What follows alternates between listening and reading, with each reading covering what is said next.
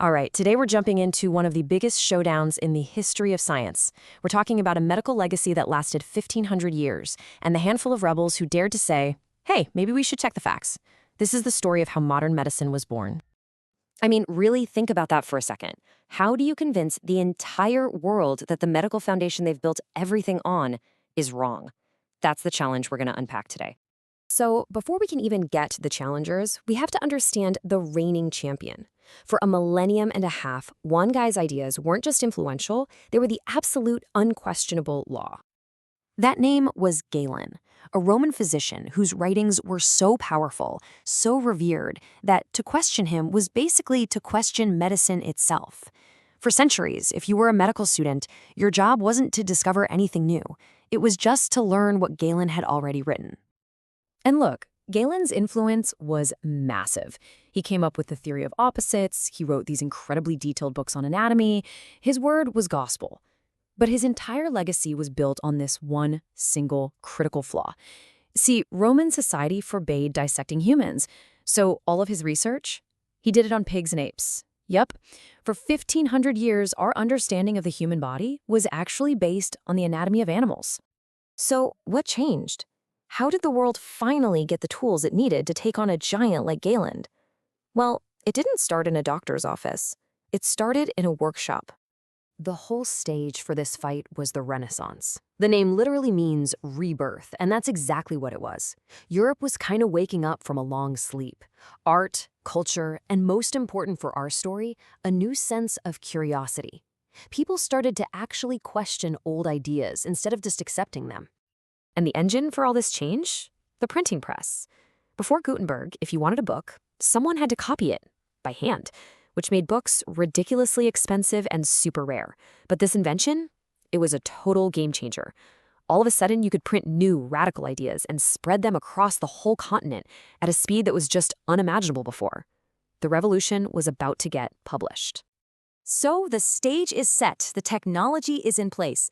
And now it's time for our challengers to step into the ring.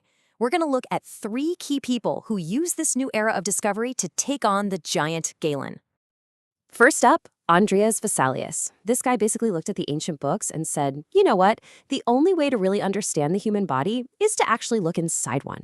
His weapon wasn't a dusty old text, it was a scalpel. Vesalius did the one thing Galen couldn't. He dissected human bodies, often getting the corpses of executed criminals.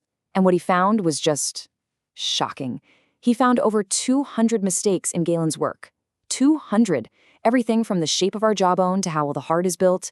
He published all of it in his massive book, The Fabrica, proving once and for all that humans are not, in fact, built like pigs. Okay, let's move on to our next rebel, because this is where things really start to build. Meet William Harvey. A good way to think of him is as the body's plumber. He wasn't just interested in the parts, he wanted to know how the whole system actually worked. See, Galen thought the liver just constantly made new blood, and the body burned it up like fuel. Harvey, through some really careful experiments, proved that was completely wrong. He showed that the heart is a pump, not some kind of furnace, and that the very same blood circulates around and around our body in one direction.